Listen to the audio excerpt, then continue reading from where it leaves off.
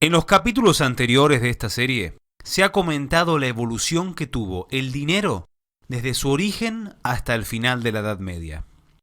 Esta breve reseña histórica no debe tomarse como una estéril descripción del pasado. Entender de dónde venimos nos permite ver dónde estamos y hacia dónde vamos.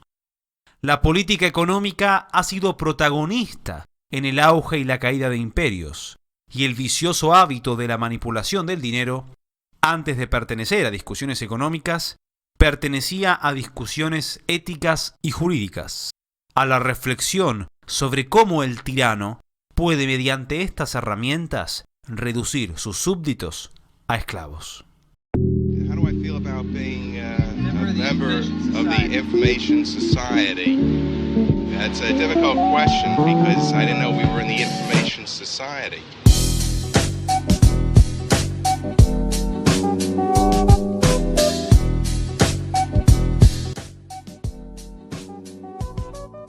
La transición de la Edad Media a la Edad Moderna estuvo marcada por trágicas pestes, hambrunas y problemas monetarios. Cito a Peter Spufford. Bruscos debilitamientos y fortalecimientos de la moneda tuvieron efectos sociales notablemente desestabilizadores. Los bruscos debilitamientos empobrecieron a quienes vivían con ingresos fijos, en particular a los propietarios de tierras que tenían contratos de renta fija. Como estos incluían a los hombres más poderosos de la sociedad, respondían con una acción política vigorosa, un brusco fortalecimiento de la moneda que generalmente estuvo acompañado de regulaciones de precios, salarios y de nuevos impuestos. La carga de los nuevos impuestos, la aplicación desigual de las regulaciones de salarios y precios y la restauración repentina de los viejos niveles de la moneda afligieron a los pobres y a los débiles de la sociedad.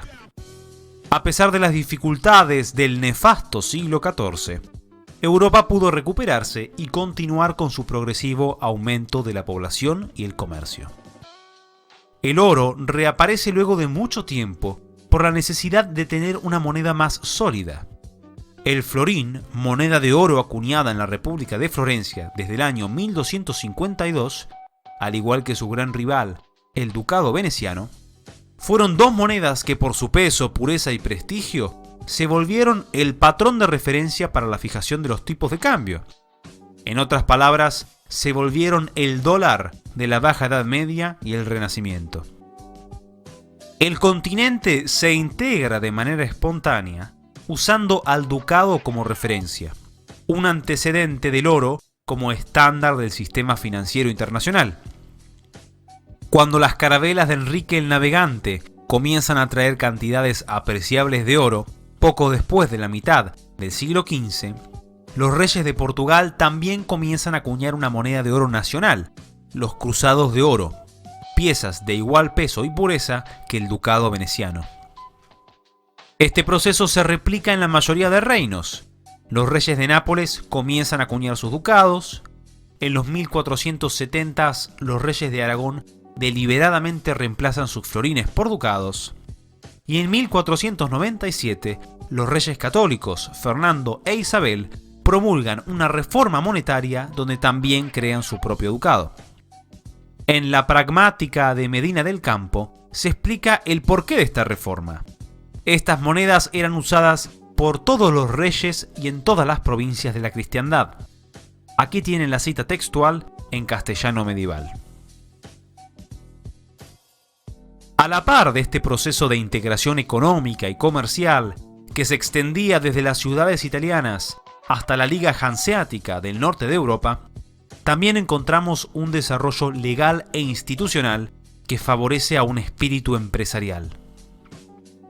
La evolución en los derechos de propiedad, en los acuerdos contractuales para el comercio y la emergencia de nuevas técnicas comerciales y financieras conforman el prolegómeno de los cambios asociados a la emergencia del capitalismo.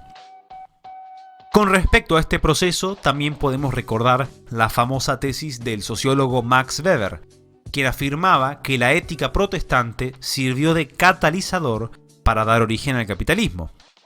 Al respecto citamos nuevamente a Isaías Covarrubias Márquina. Allí donde el capitalismo ya existía, adquirió en adelante mayores posibilidades. Pero los individuos no se hicieron capitalistas porque fuesen protestantes, ni protestantes porque fuesen capitalistas. En una sociedad que se estaba convirtiendo ya en capitalista, el protestantismo facilitó el triunfo de los nuevos valores. Durante los siglos XVI y XVII, se accedía más fácilmente a las monedas de plata y oro que en cualquier otro momento previo de la historia. Estas monedas de metal precioso ya dejaban de usarse solo entre individuos adinerados. Europa se llena de mercados, ferias, posadas y cafés. Las tiendas aumentaban de manera exponencial y cada vez eran más especializadas.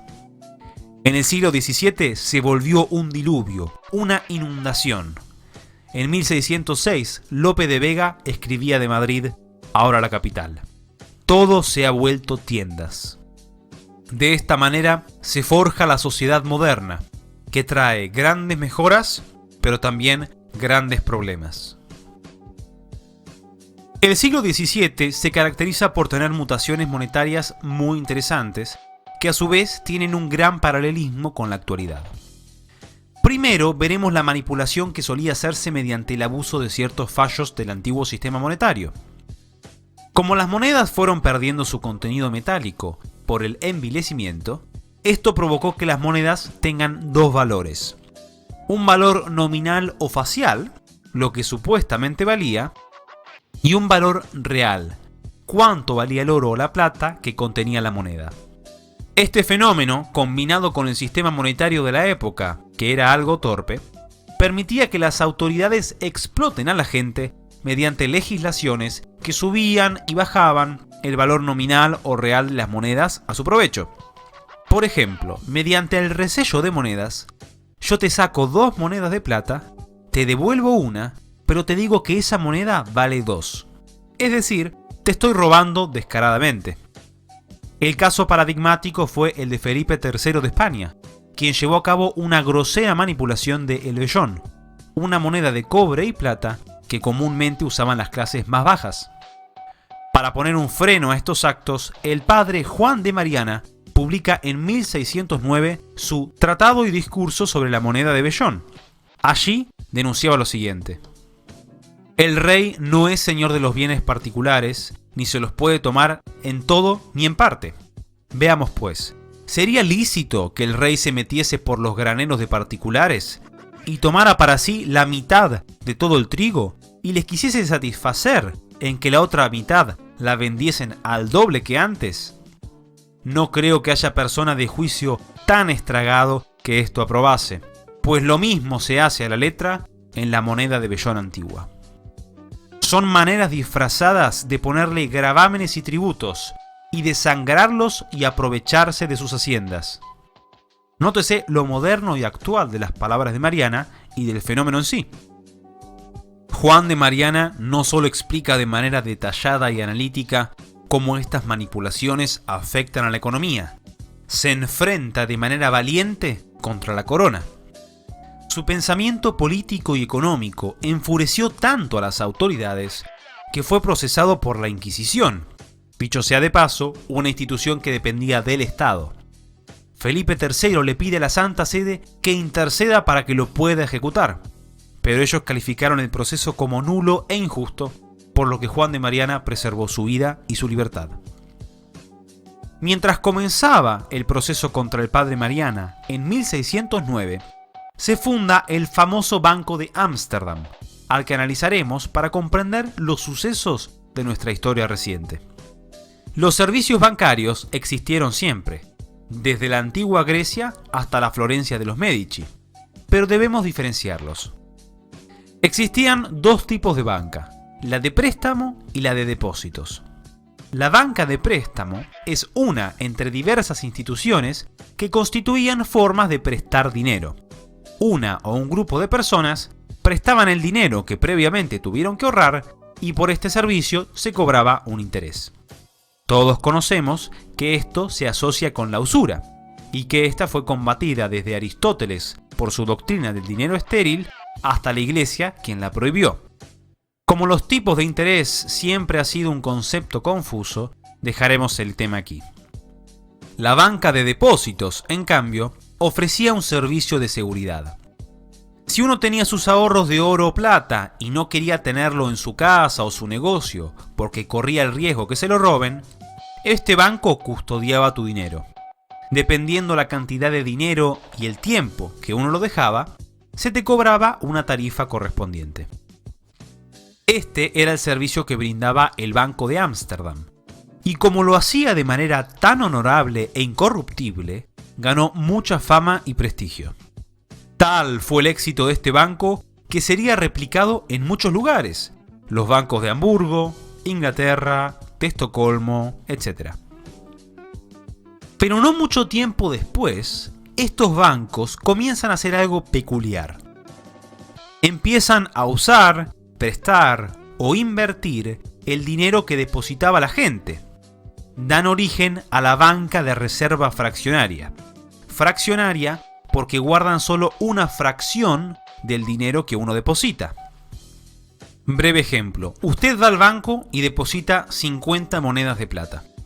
El banco guarda algunas monedas, un porcentaje de reserva al que llamamos coeficiente de caja, y el resto, la mayor parte de su dinero, es reinvertido por el banco. Los depósitos se vuelven una deuda de corto plazo que tiene el banco con nosotros.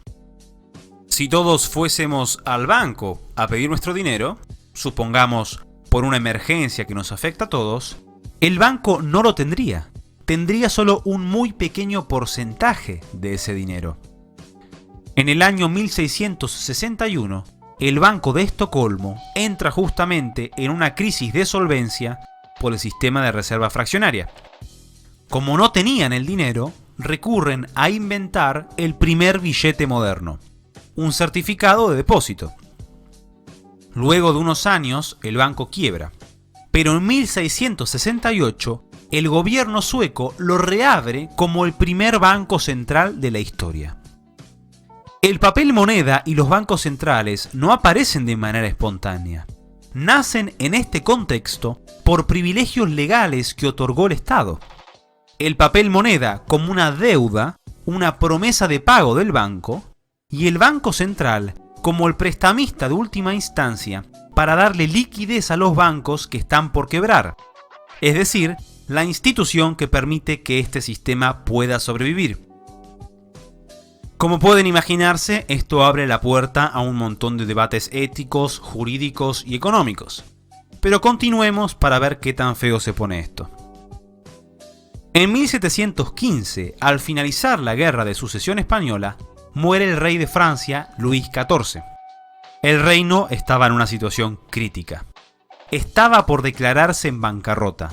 Pero antes que ocurra esto, aparece un señor escocés quien promete tener una solución. John Law, hijo de un orfebre y banquero, le explica al regente de Francia, Felipe II de Orleans, que el problema del reino es que no tenía papel moneda, y que si él lo autorizaba, mediante un banco estatal y políticas monetarias expansivas, él podría salvar a Francia. No se confundan, John Law no estaba improvisando. Él era un hombre muy capaz, un teórico de la economía, cuando Adam Smith ni siquiera había nacido, y además un hombre de ideas con muchos paralelismos al pensamiento de John Maynard Keynes. Felipe II de Orleans, seducido por Law, aprueba su propuesta y el reino rápidamente adapta su sistema, dando inicio a la expansión de papel moneda sin respaldo y a la expansión crediticia. A corto plazo parecía que todo estaba marchando de maravilla. El economista escocés se había vuelto un gurú, el brujo de las finanzas. Al poco tiempo este hombre dirigía toda la economía de Francia y ejercía de manera libre toda su creatividad. Ponía en marcha sus experimentos que parecían darle una riqueza ilimitada a miles y miles de franceses. Pero ¿qué pasó en 1720, tan solo 4 años después? Momento en el que ya algunos estaban desconfiando de este crecimiento exponencial y querían de vuelta su oro y su plata. Un colapso económico, una de las mayores burbujas financieras de la historia. Por más increíble que suene, la humillación y el empobrecimiento de los franceses generó una actitud tan hostil hacia la corona que las protestas que evolucionaron en la Revolución Francesa en parte fueron por este fraudulento sistema financiero que además dio comienzo al nuestro. Ahora existían dos frentes para las mutaciones monetarias. El clásico envilecimiento, reducir el contenido metálico de la moneda, manteniendo su valor nominal, y la nueva alquimia, el dinero mágico, fruto de los bancos centrales y el dinero fiduciario. Mientras John Law practicaba la magia financiera en Francia, en Gran Bretaña, Sir Isaac Newton, director de la Casa de la Moneda, crea reformas al sistema monetario que inadvertidamente dan inicio al patrón oro clásico en el año 1717. De todas maneras, Gran Bretaña adoptará formalmente el patrón oro en el año 1821 y este sistema se generaliza internacionalmente en torno a la década de 1870. ¿De qué trata el patrón oro? Sus características más simples son las siguientes. La unidad monetaria nacional se define por una cantidad de oro. El efectivo, el papel moneda en circulación, es proporcional a las reservas de oro. Y la convertibilidad del billete a oro está garantizada por los bancos. Ejemplo, Estados Unidos tiene su moneda, el dólar, que equivale a un 20avo de onza de oro. Si tengo 20 dólares, voy a un banco y puedo cambiar mis billetes por una onza de oro. Observemos el siguiente billete de 10 dólares del año 1907. Leo la inscripción desde arriba hacia abajo. Esto certifica que se ha depositado en el Tesoro de los Estados Unidos de América 10 dólares en oro a pagar al portador bajo demanda. Aquí tienen un billete argentino del año 1883. Banco de Provincia de Buenos Aires pagará al portador a la vista un peso de oro.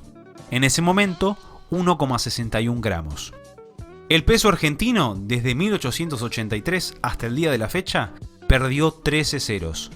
10 de ellos fueron tachados desde 1983. Me pregunto por qué será. Si bien el patrón oro clásico no pudo resolver todos los problemas que aparecieron desde el siglo XVII, es un sistema que permite la estabilidad del sistema general de precios, estabiliza las tasas de interés a largo plazo, estabiliza los tipos de cambio, impide que los bancos sobreexpandan el crédito, etc. En ocasiones los gobiernos suspendían este sistema de manera transitoria, pero en el año 1914 el patrón oro es destruido y abandonado. ¿Por qué? Porque cuando comienza la Primera Guerra Mundial, los gobiernos quieren embarcarse en un gasto y endeudamiento masivo, algo incompatible con el patrón oro. Para los gobiernos y sus amigos mercantilistas, es preferible tener un banco central que tenga el monopolio del dinero, que pueda imprimir billetes, endeudarse y expandir el crédito sin límites. Quieren dinero fiduciario inflacionista, como John Law y otros brujos y alquimistas. Ocurrirán entonces las mismas burbujas. Cuando finaliza la Primera Guerra Mundial, tenemos la depresión de 1920-1921, fruto de políticas de la recién creada Reserva Federal. Apenas finaliza esta, la expansión crediticia vuelve a generar otra burbuja que estalla en 1929, la Gran Depresión, proceso que ya explicamos en este video. Y Franklin Delano Roosevelt logró algo que John Law y la corona jamás podrían haber hecho. Confiscó el oro del país para imponer coactivamente el dinero fiat. La orden ejecutiva 6102, firmada en 1933, te metía preso hasta 10 años si no le entregabas todo tu oro al Estado, sea en monedas o certificados. Una vez más, vemos que ni el Banco Central ni el dinero fiat emergieron de manera espontánea, fueron impuestos por la coacción. Ahora, luego de la Primera Guerra Mundial, existieron dos experimentos para volver a un pseudo patrón oro, que por supuesto no es el que veníamos hablando antes. El primero es conocido como el patrón cambio oro. Propuesto en la conferencia de Génova en el año 1922, combinaba el patrón oro clásico con dinero fiat y con bancos centrales. El sistema fue creado deliberadamente para que los gobiernos puedan seguir sus políticas inflacionistas de manera más discreta. Además, le daba mucho poder a Estados Unidos e Inglaterra, quienes se beneficiaban de la estructura fraudulenta del sistema.